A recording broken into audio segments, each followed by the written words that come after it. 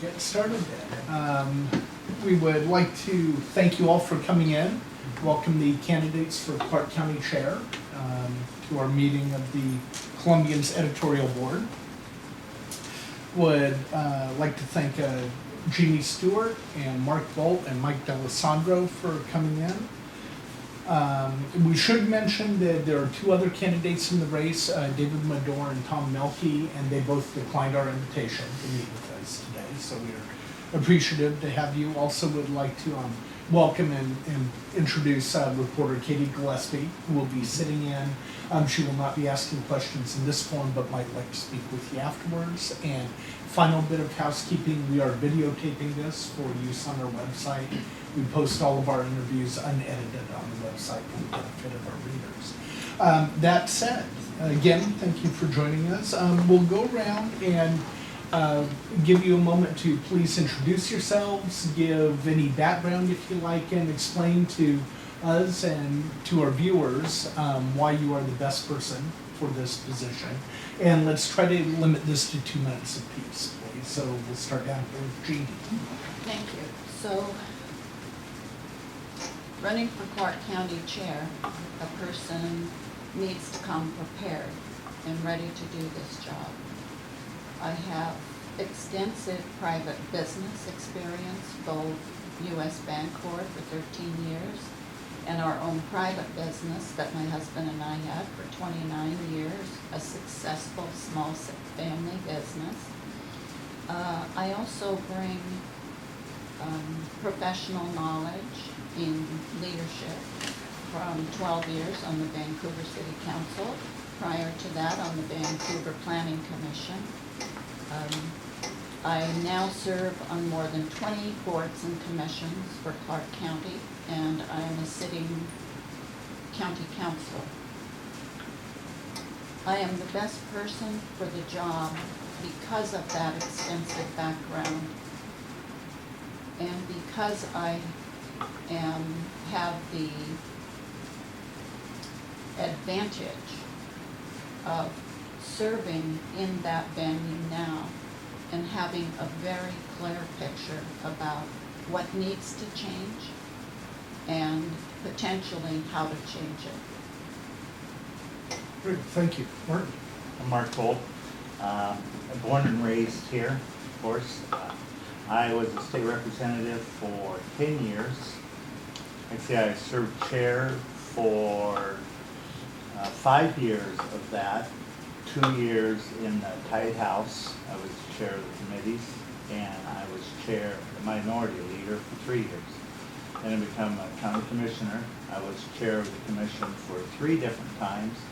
Chaired the Regional Transportation Commission 1 year and the CTRAN Board 1 year. Plus I chaired a lot of other things. During my time, either the Olympia, especially in the Tight House, it really taught me what a chair does.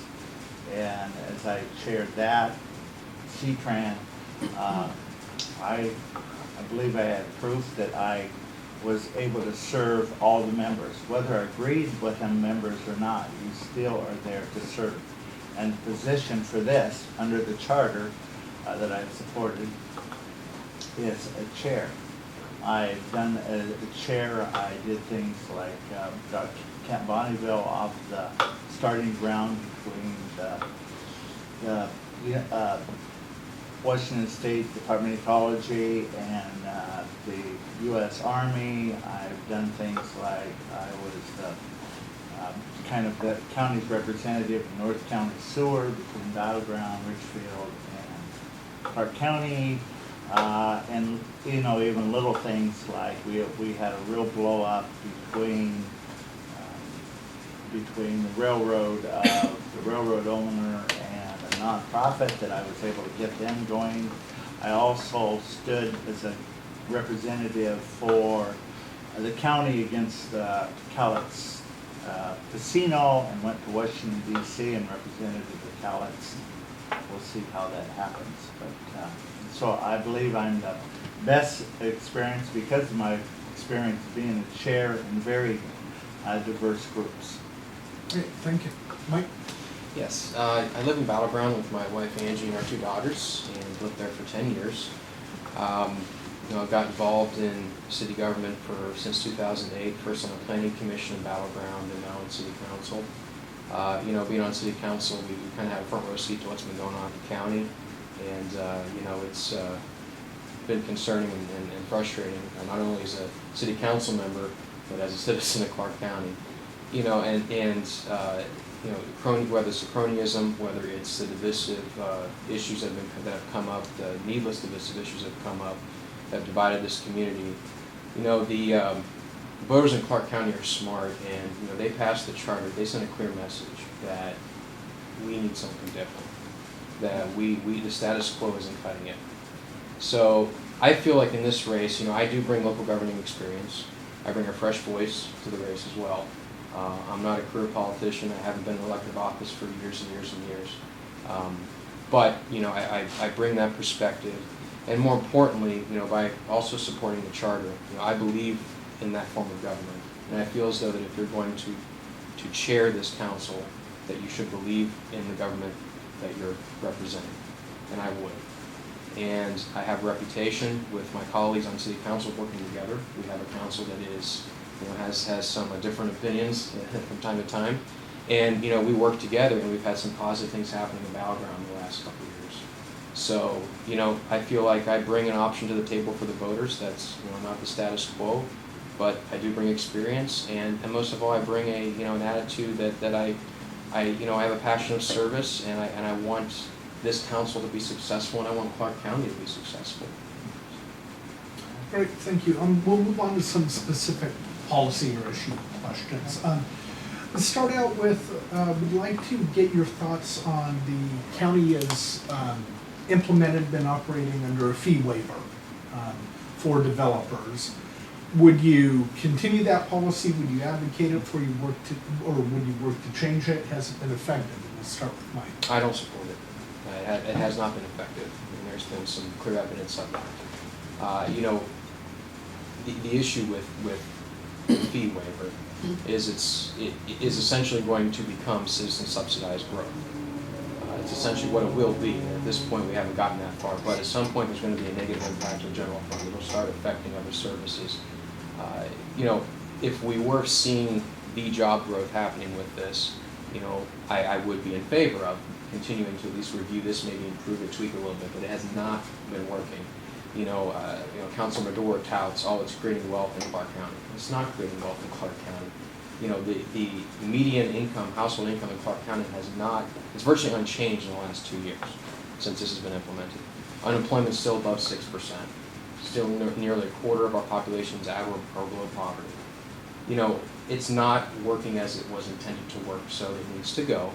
And I am open-minded to looking at other options out there that we sit down as a new council and see what can we do to bring businesses to Clark County. And the biggest thing to me too is fighting an organization like the CREDC is just not a smart move. And I think CREDC does a great job, and they're a conduit to job creation in Clark County, have been for before my time here. They've been here a long time working in Clark County. So moving forward, I think that we need to rebuild that relationship. And but when it comes to the fee waiver, absolutely not. I'm in favor of pulling that back. Thank you, Mark. I guess, I look at it, I remember I paid my daughters $10 or $5 a month to clean her room. So she cleaned her room while I gave her $5. And the same deal is with the fee waiver. If we say that people are coming in because of the fee waiver, well, as soon as we get rid of the fee waiver, no one will come in. So that's a premise that just doesn't work out. The other one is that David Medora didn't start it, Commissioner Stewart started it, and it was a tight 6-month window to see if it worked. It didn't work. The numbers didn't come out from the auditor's office. If we were an income tax state, the fee waiver might work, but we're not an income tax state. So, and plus, even though if David Medora says the property value is going up, that doesn't do you any good if you don't increase property taxes. So that money isn't coming in.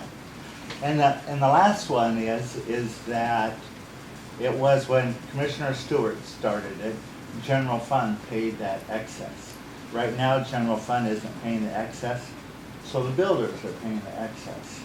It's state law that you cannot charge a fee more than what that fee is. That's state law. Right now, we're charging builders in excess of their fee. As your paper reported it, about 8 years ago, we paid thousands and thousands of dollars to the BIA for overcharging fees. So we're gonna do it again if this continues, because builders aren't saying anything, but you know, they have legal representation. And sooner or later, they're gonna say, hey, you know, we're paying way too much and we want our money back. So it's just a bad idea, as it was said, that if you ask me, the county still owes CRDC $200,000 that they haven't paid that yet. I signed that contract before I left office. That's still paying there. And just it's just ridiculous to have the strife between the county and the cities that's been going on. That people Just won't a come. quick clarification, I Right. got confused a little bit there. So the fee waiver, you say it's a bad idea? Bad idea. Okay, just wanted to Right. make sure. Bad. Jeannie? I think at the time the fee waiver notion came about and got implemented, I think it was potentially an innovative idea about how to get some construction going on, how to get some building going on. And in that sense, we were harder hit. Clark County was much harder hit by the recession than other counties. Our unemployment rate was much higher. I believe it was second highest in the state. That is time to try to find some innovative programs to get some people back to work so they can pay mortgages. The construction of the fee waiver program, I might, had I been here, looked for a little different construction of that. But it is what it is now. So I think going forward, we need to look at potentially modifying it. It does benefit only commercial and retail builders. There is no benefit to residential builders. So with the vacancy rate, right, ranging about 2% or less, what has happened is rental apartments are out of reach of young people and small families and low-income people. Even with subsidies, the rents are still too high for many lower-income people to be able to rent. That tells us there is a market shortage, because the market will correct itself. So I think we should look at an opportunity to maybe give residential a bite at the apple. That would be single family and multifamily. So I believe that we should be looking at modifications in the program. But I also think we need to think about when we end it. Are we gonna phase it out? Are we gonna have a date certain? Because even those people who potentially want to benefit from that, to get something off the ground, big projects, they call consistently and say, what's the time frame? Because fee waiver is gonna make a difference for when and how we're gonna build this. But I need to know, businesses need certainty and predictability with whatever they do. We have not said, A, when we're gonna start modifying it, or B, when we're gonna phase it out. That's a mistake, because it's leaving the impression it will be perpetual, which it cannot be. It cannot be perpetual. And the other issue is particularly on transportation impact fees. The impact to creating more dense traffic in certain areas will have to eventually be mitigated, and that cost will be shifted onto the rest of the citizens. Now, there will be revenue, sales tax revenue from these businesses. A lot of the businesses that are interested are not high wage paying, so I think that's another factor that we have to consider. So I think maybe at the initiation, there could have been some good thinking on it.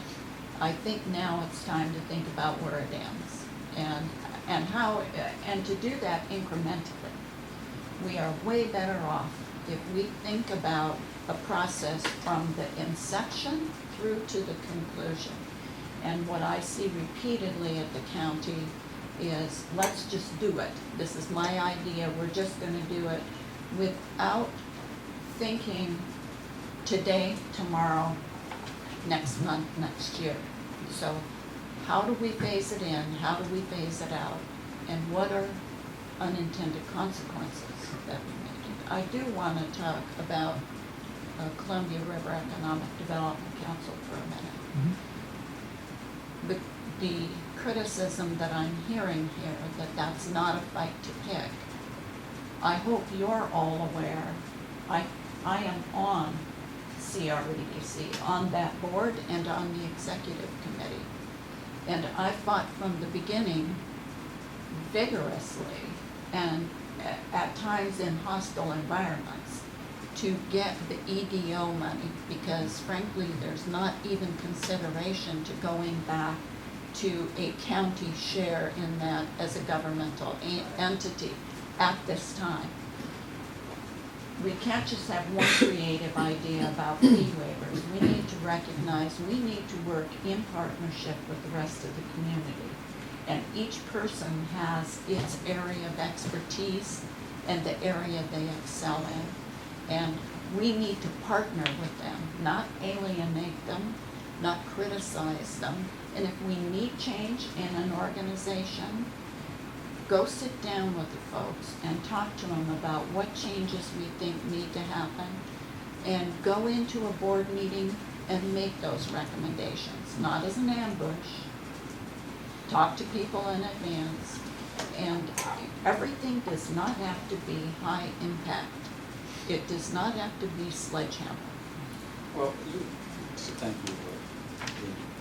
And you're sort of raising a larger question that certainly a number of people in Cook County are seeing, and that is the functionality of the county council.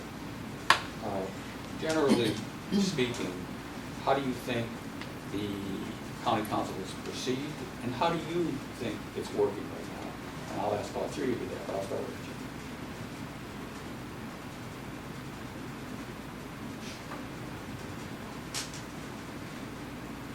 The perception is two things. That it is not functioning very well. And a second perception is all of the fault of that perception is the Columbian newspaper.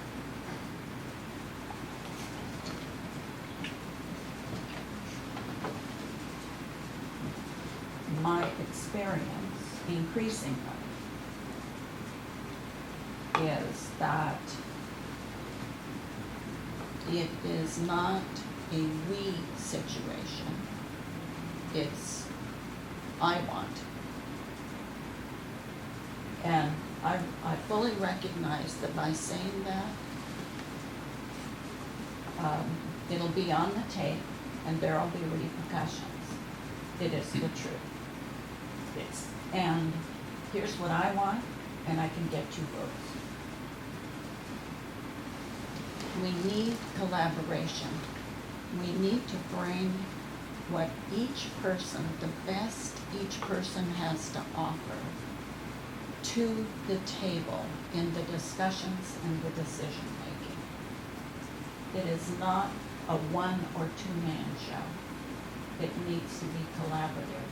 And we need to look at the implications of what we're doing. We need to actually not think, what do I want out of this? What can I get out of this? What we need to think about is, what does Clark County need here? And Clark County has a lot of unanswered needs right now. So just a real quick follow-up there. You said the perception was that it was all the Colombians' fault. Do you believe it's all the Colombians' fault? No, Mark? Yeah, I'm not sure where you begin, but just a couple things, and it does involve your paper, but the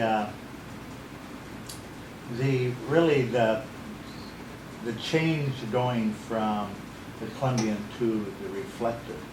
On the outside, a person might think, oh, that's just, people not liking the paper because they get bashed and going to another paper. But there's a lot deeper meaning in that. For one reason is that you had a lower price in a bid than the reflector. It went against that bid. So what that means is that anytime anyone has a bid and they may kick off a council person, you may not get that bid. That is why we have bid laws in the state of Washington, and it's very important that you follow them bid laws. Now, I know you're generous and it would look bad for you to go to court, but if you would have been a contractor, you would have gone to court and the county would have lost that bid and they would have paid a lot of money, because I have been on the other side of them losing bids before. And the other one is the thing about Don Benton and you.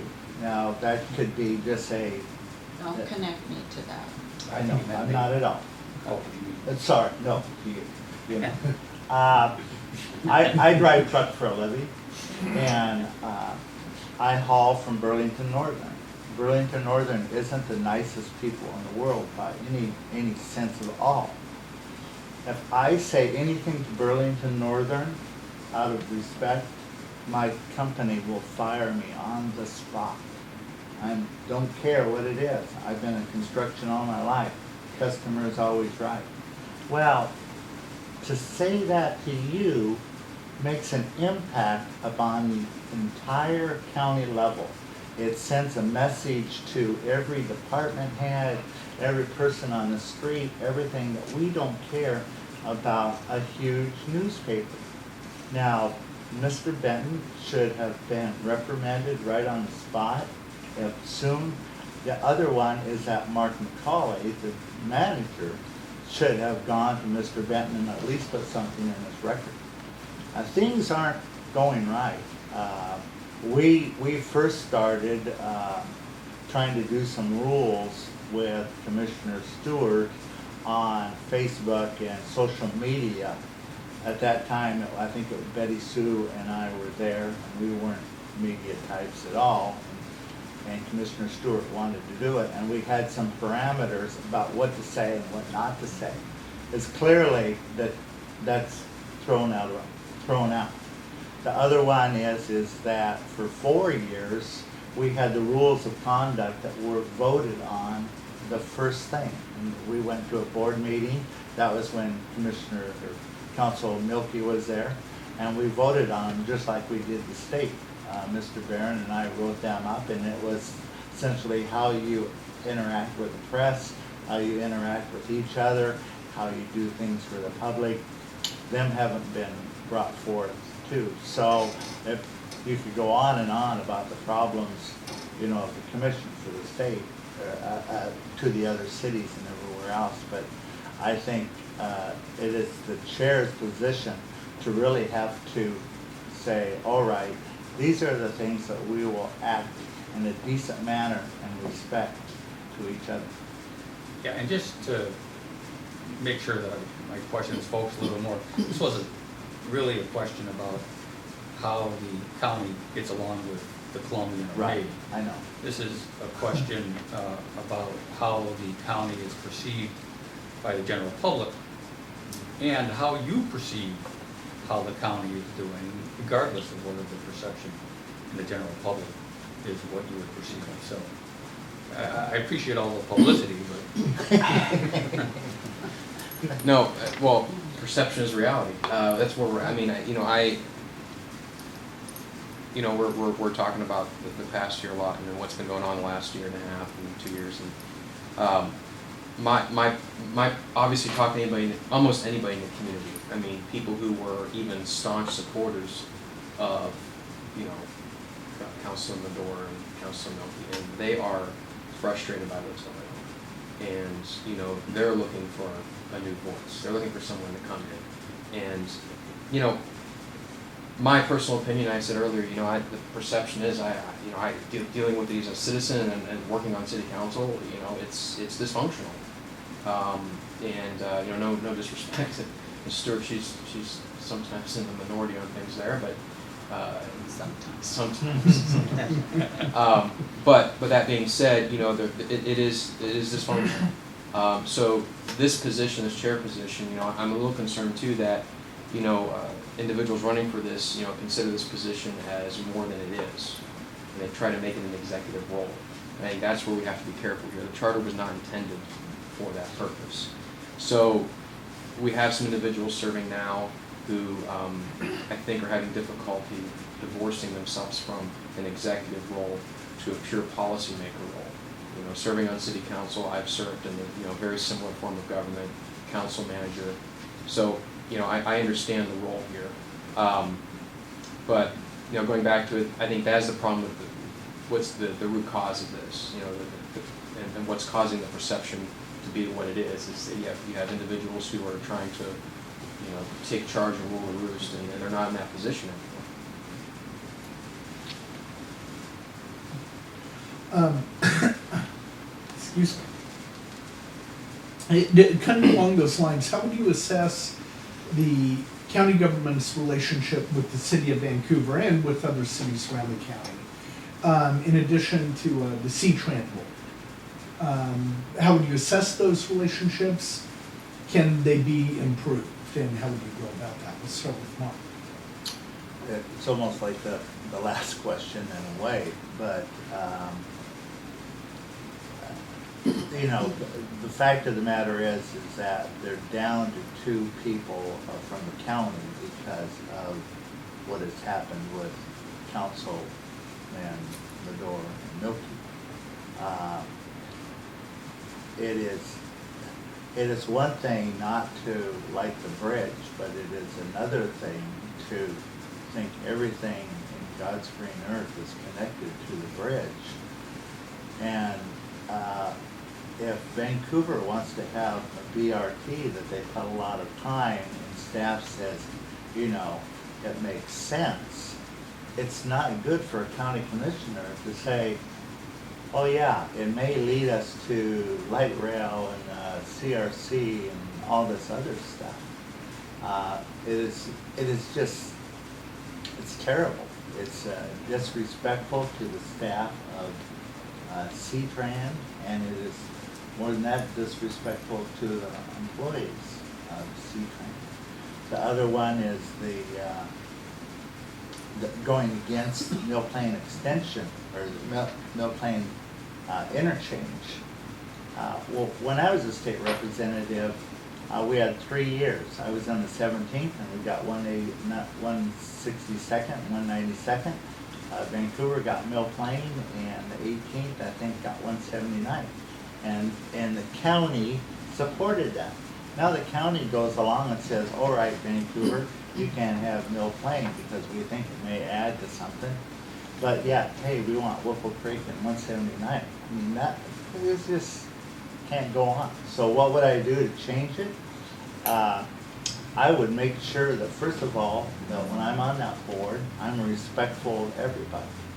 And although I may not, really fully understand Vancouver's position, Vancouver still has a position, they're still elected in it.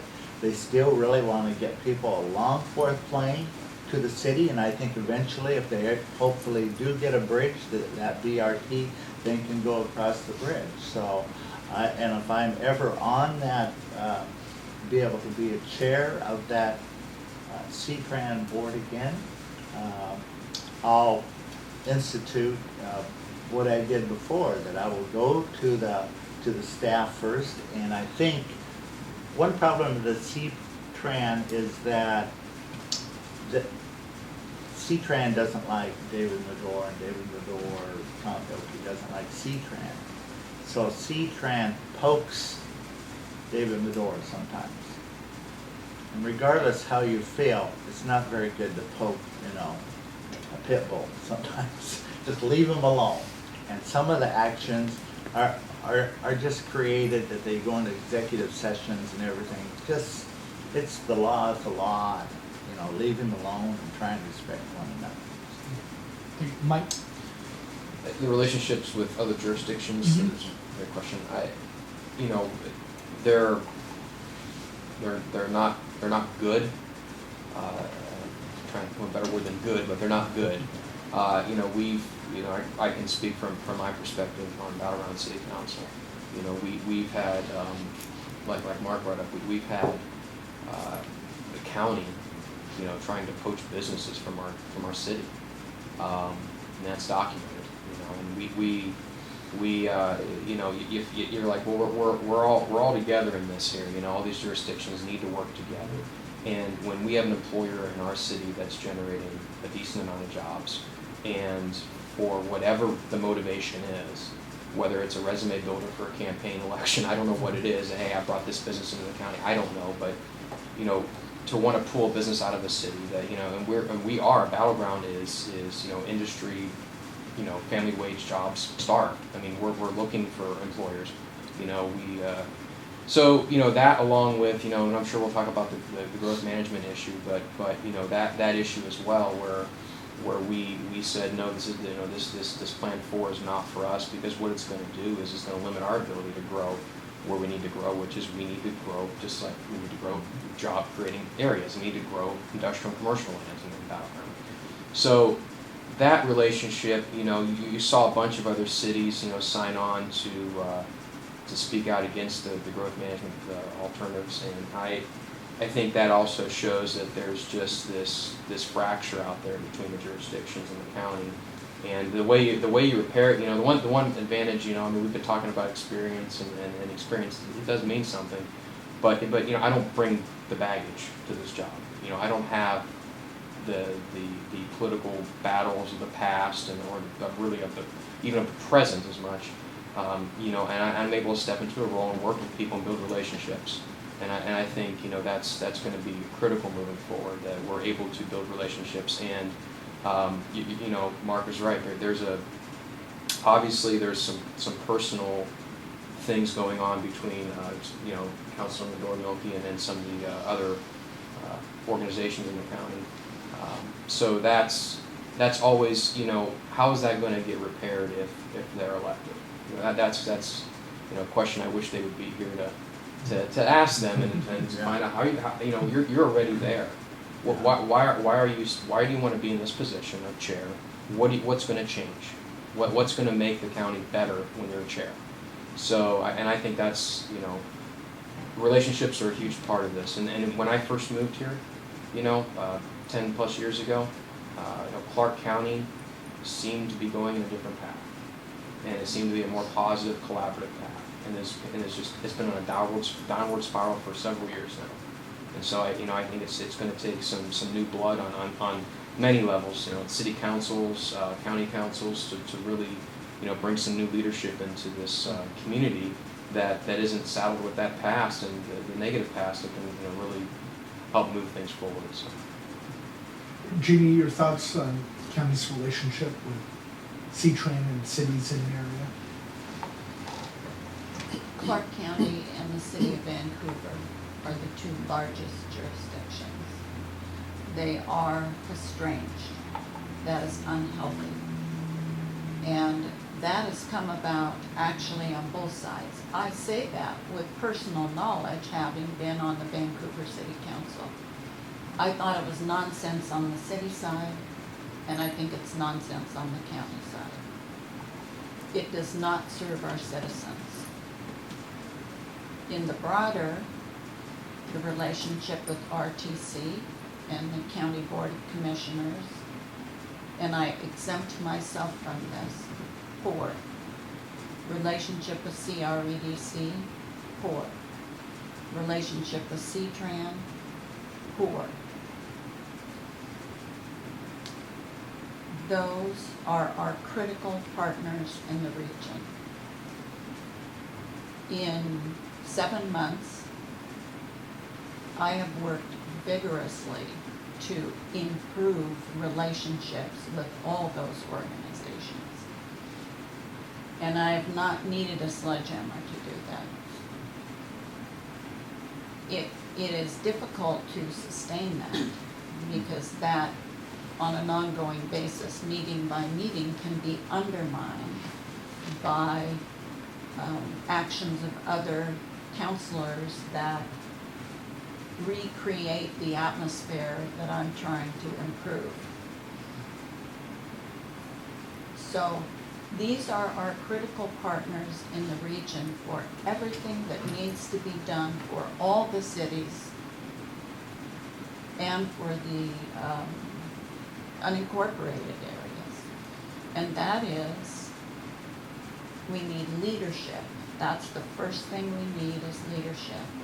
We need an effective regional transportation plan. We need jobs.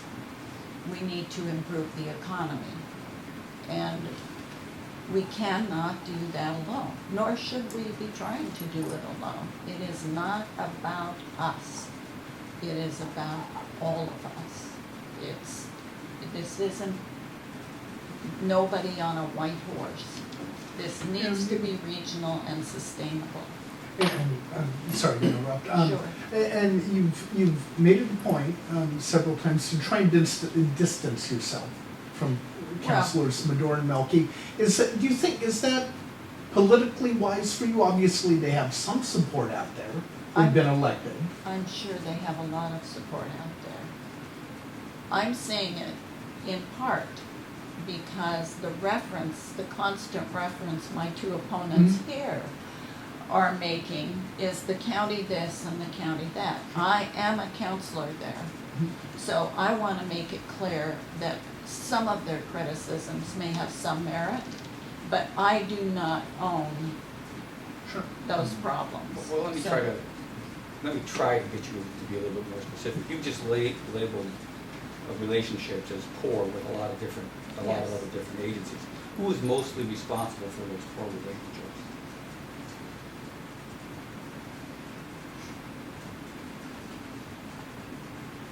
It is not just about individuals and individual personalities. It's about approach, and it's about people who seek greater authority and greater But control. who are these people?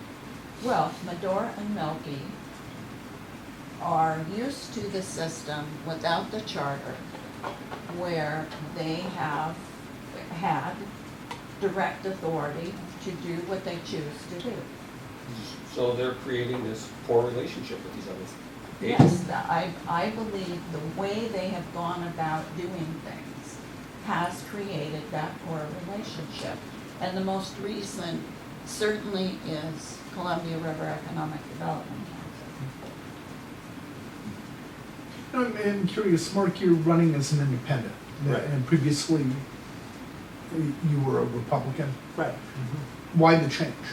Well, when I was a freeholder, I put a motion to make it nonpartisan. You mean the county council? The county To make it council, nonpartisan? Okay. yeah, Right. cities are. And so, and I believed in that because one thing that Betty Sue drove into me is that county is created by the state to be a regional service provider to implement the will of the state. If that is done, the county is a very boring institution, but it gets things done. So you're not there to make state policy or anything, you're there to really implement the will of the state. That's what it says in the Constitution. The chair especially is to serve serve the council. And as I chaired in a tied house, there were, on my committees, there were R's and D's, and they were very vocal. One of the things that was drove into me through them 3 years is that when you serve, you serve at the will of the people. So the chair of this is going to have to bring out the best in the councilman, Madore and Milky. And the nice thing about running as a non-party person that I really didn't realize it when I did it is that you start to think about what's positive about the other person rather than the negative about the person. The other thing is that, I don't know if we're going to talk about the bridge, but you're able to say things about, everyone. Jamie Herrera Butler has a big problem in the bridge. And she used to pick berries for me, and we got along great, and we still get along great. But I'm kind of able to say, hey, you got some of the problem here for this bridge. So the weight's kind of lifted off me. I have a more passion to serve. Okay, let's talk about the bridge a little bit. Okay. My specific question is, Councilor Madore has proposed an East County bridge. And the specific question is not whether or not an East County bridge sometime at some place would be a viable idea. The question is, where do we prioritize our efforts today? In replacing some sort of I-5 bridge, maybe it's, without light rail, but where does the priority lie? Getting a replacement for the I-5 bridge or an East County bridge? And I'll start with Jamie. East County. I don't know if East County is the best location. I believe we need a third bridge in the main part of the corridors, and that can be from west of I-5 to east of 205. But somewhere in that main corridor, we need a third all-purpose bridge. And that's the priority before replacing Yes. the 5? Okay. Yes. Then I believe we could come back and we could rebuild the I-5 bridge. I would like to see the bridge. No horse laughs here. As a new drawbridge. And the reason for that is a lower profile grade bridge would allow Vancouver, the downtown Vancouver, to grow and prosper and to have multi-story buildings that move up away from the river. I mean high-rise, protecting view corridors at the more lower levels, which is, I realize, not a county decision, that's a city decision. But when I sat on the planning commission, that's how we designed, were buildings that stepped up as the grade went up away from the river, so that more buildings would have a view corridor. So I think downtown Vancouver can be a special place. Doesn't necessarily mean every building stays forever, but it could have a better future without a huge concrete structure overhead. And I believe that there's value in that. And drawbridges are built by newer standards that would still allow movement up and down the river. And if there were choices of 2 all-purpose bridges and one is open at drawbridge time, there would be 2 other full options. I think that's workable, and I think eventually we need to look at a full bypass bridge that would be Woodland or even Kalama, which would be an interstate bridge that would cross the river, and maybe look for long-term to build our relationship with Oregon, to build our relationship with that part of the region, so that we could get, and we could advocate for improvements on Highway 30 and take a bypass down to come back into I-5. That gives us additional capacity because anyone who does not need to be in the corridor, any trucking that's passing through, doesn't need to take up our capacity here. Okay. Which one should come first, a third bridge or replacing the I-5? The replacement of the I-5 bridge definitely come first. And the reason I say that is the old adage, where should you fish? You should fish where the fish are. The problem with the East County or whatever is that we have an I-5 corridor that takes all of the traffic. And if you go one way or the other, unless you go clear out north or east or west, you're really fighting a lot of money that you can't afford. And as I look back in the process, first of all, politicians design the bridge, not real people who know congestion. I drive the I-5 corridor every day in a truck, and in the truck you see traffic a little better than in a car. People sit for an hour trying to get to the I-5 bridge going south, and then it clears up. Last night, I sat for 2 hours from Portland to get to the bridge, and then it clears up. Well, duh. It's gotta be the bridge. And the problem is that get rid of this earthquake stuff. It's a narrow bridge that is confined with ramps on each side, and it just makes no sense at all. When you have a bridge that were made for Model Ts, you can't put regular cars in there and not expect a bottleneck. So we have to design a bridge. As I said many times, it's not my bridge, but in fact I was with Senator Murray when I was chair of the C-Tran, and I said, are you willing to risk the bridge for the light rail? And she said yes. I said, I believe that we need to make a bridge with a capacity of light rail or some other thing, but not light rail. And they come up with this $750 million. Well, that's where I come back, that Jimmy Herrera, especially, and the two senators have got to say, this is a key because this is an interstate bridge between Canada and Mexico. It is an interstate national problem. It's not our problem. Don't stick us with your problem, Congress. Grow up to be big boys and girls and actually handle the problem. But it is the #1 priority.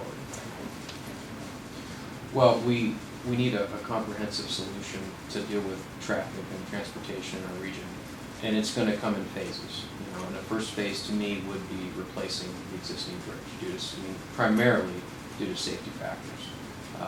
You know, I think that's why you have to make it the first priority.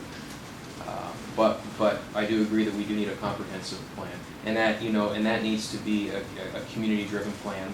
It needs to be a plan that's not made by politicians, that's not pushing special agendas one way or the other, that it adheres to what the RTC's been working on in their corridor studies and lines up with that as well. But I'm not going to sit here and pontificate on how a bridge should look or where it should go, but that really needs to be up to the community and the pressure on the state legislature and the federal government. And if they can get a plan together that's going to solve our transportation issues, then I'll be right there supporting it. I really want to rebut that notion. And what I want to ask with that is, does anybody realize to do construction in the I-5 corridor for 8 to 10 years, that is going to put Clark County's future on hold? Because it doesn't matter how you do it, if you go to the side, either side, or try to go through, there is going to be massive construction for 8 to 10 years. And our only 2 thoroughfares, one of them will be significantly impaired. That will put our future on hold. we still know we need a third one. That's the problem with doing that construction first. We cannot afford that to be on hold for 8 years just as the economy is recovering. Did you want to rebut? Just one quick follow-up on that. That right now, we don't have a relationship with the other side of the river that's conducive to building more crossings. We don't have that.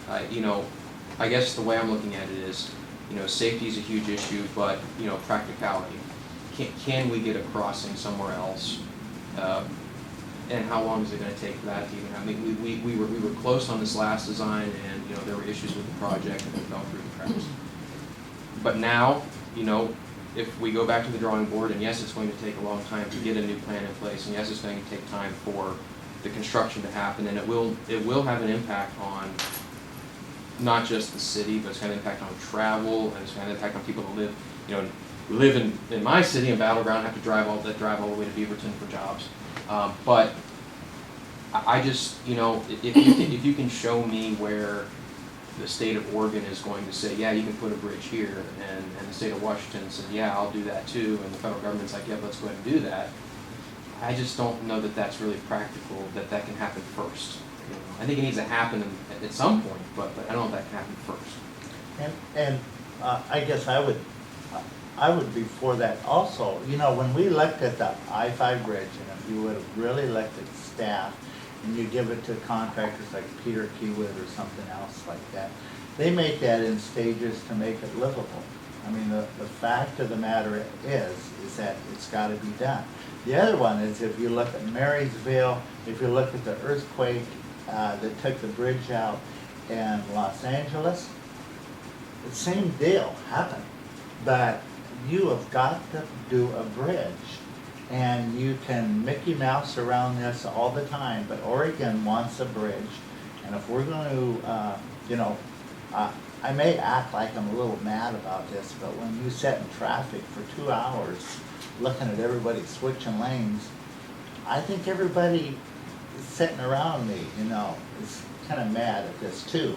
And they're mad, and just because you put a sign up that says no tolls, well, man, look how much time is wasted every day sitting in traffic for everybody. I want to get this question in before we run out of time. I know this is sometimes a difficult question to answer, but I know you'll all answer the question because you're all good people. Oh, let's see what the question is first. So anyway, including Councilors David Medor and Tom Milkey, if you weren't in this race, who would you vote for this position? I'm in this race because I'm in this race. No, I know. That's not the answer, obviously. Obviously, but I'm not going to give an answer on that. I don't think that. Well, what if I put a gun to your head and said I shoot or you give me an answer? If you have a gun, then let's go. No, I'm not going to answer that question. Sorry. Okay, well, don't you think that politicians should answer difficult questions? It's a hypothetical question. Well, so you would never ever answer a hypothetical question? I would say never, but I'm not going to answer this hypothetical question because you're basically trying to get me to say something that's going to stir the pot a little bit, and No, I'm not going to do that. Well, that's disappointing. Mark? Yeah, I've answered these before. And this is kind of set in by two fine people. This is kind of rough. I would vote for Mike because he's a good person. He's on the city council. But probably, unfortunately, more is that if Jeannie wins, she will resign her position, and Milkey and Medor will have 50% of the vote to pick a new person for probably only a year or so, but within that year, the three of them could do more damage, and then the chair would be non-existent. So I would vote no. Jeannie? I'd love to take my time rebutting the nonsense of that answer. Okay. But alas, We'll get I to it. won't. We'll get to it. So I know. I'm glad I'm in the race. And anybody that can count knows that if I win the race, I lose $40,000 because my salary will be diminished. But you lose that in a year anyway, No, right? Yeah. No. Until the next election for that seat. no. For 2 years, I'm a full salary Right.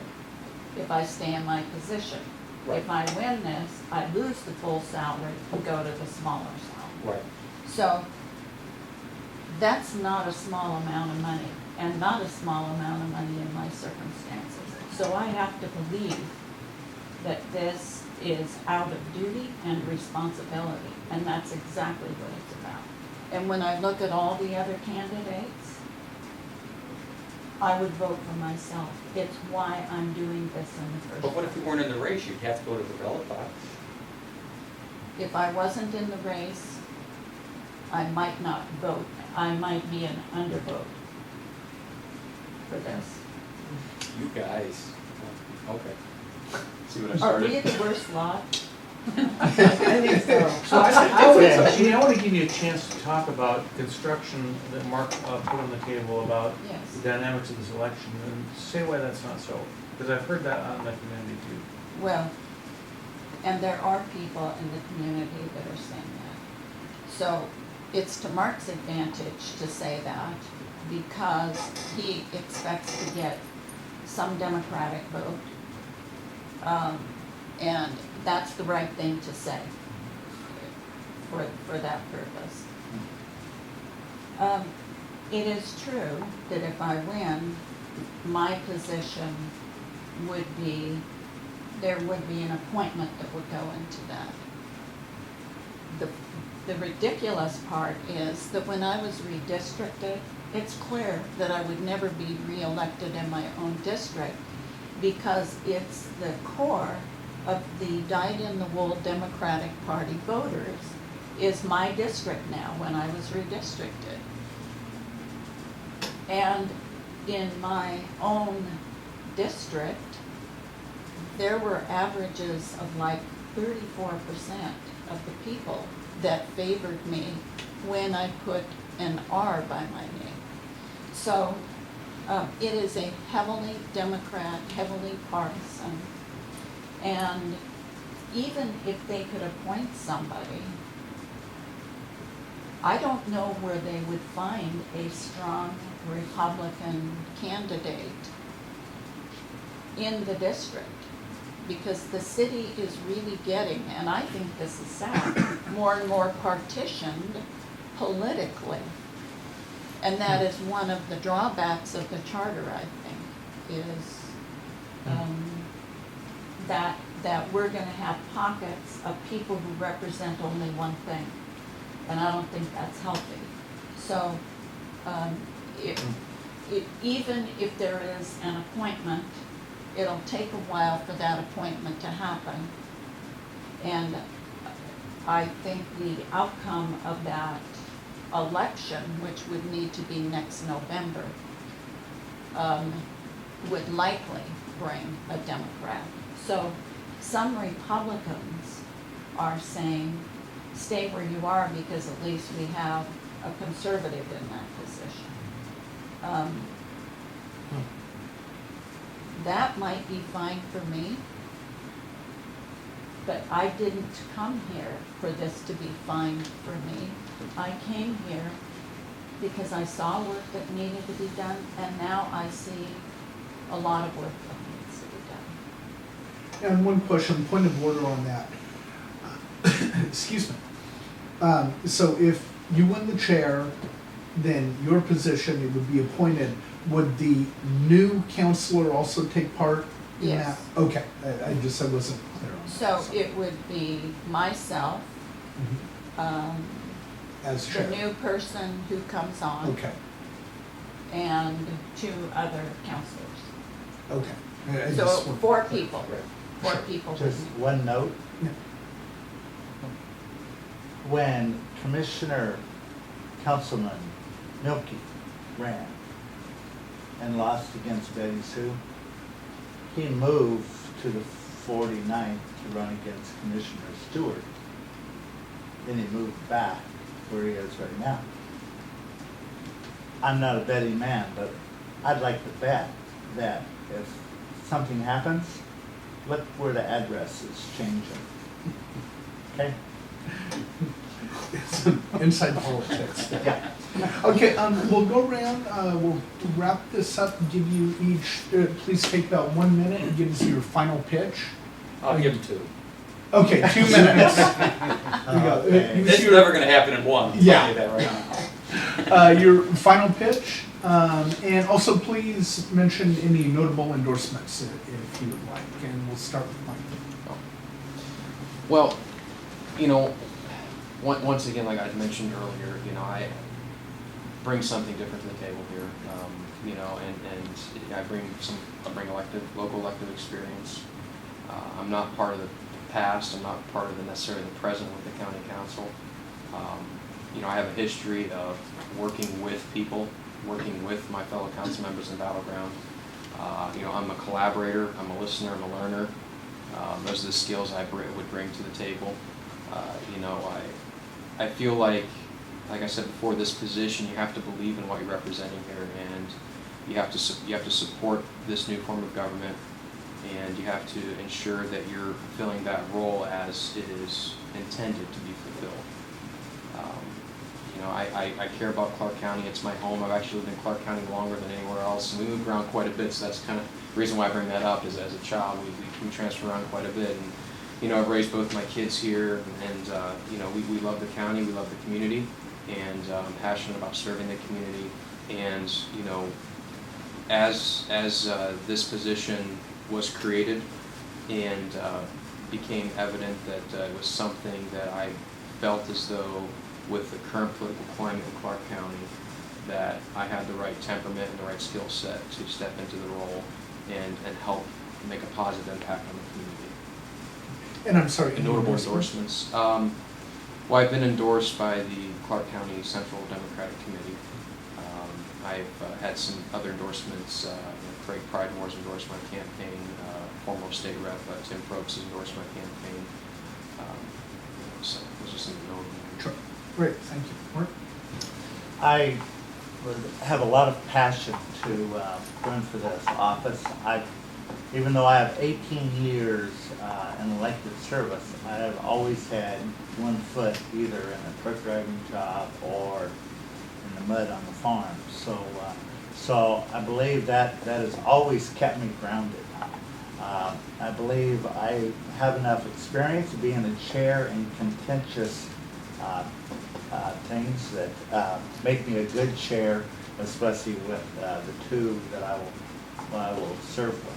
I think if you look at what I brought to the county before, I brought the meth tax. I do a lot of work with both drug and alcohol reentry programs and everything that I'm known for all around the country, or the county and the state.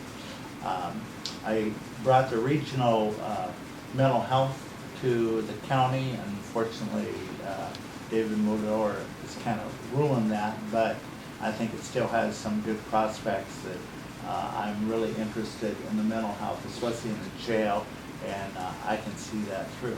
The other one I brought to Clark County is the Aging Readiness Council. That had never been done before. I saw that our county is aging. We're not ready for that. I brought that commission, and that commission is going gangbusters now.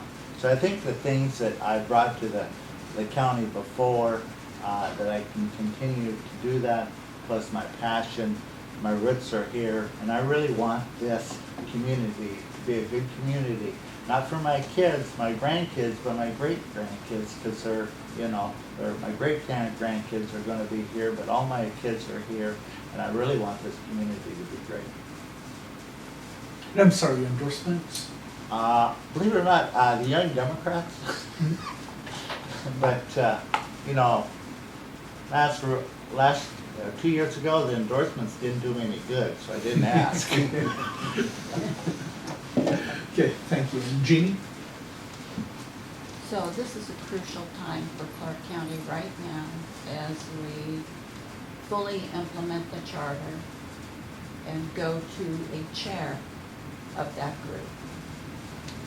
And we are setting the stage for how we go forward in Clark County. We need a good example for what the chair, what temperament, what balance, what independence, what experience the chair brings to the council. This is a critical transition point. That's what I bring, and that is the sum total of my prior elected experience, the sum total of my business experience, which is extensive in both, and that ability to have balance, steadiness at the helm, and to actually do something Mark talked about, but I talked about it much earlier. And that is, each person brings something to the table when they get elected. Each person has their gift, their talent they bring. To identify that in human beings and bring that out and endorse that and embrace that makes a stronger team. Management, but not dominance. Management, but not control. That's the temperament that needs to come in a chair. And I have that, and I bring that. Endorsements, in my times running for office, and the record proves this is true, I do not seek endorsements because it's a dual-edged sword. So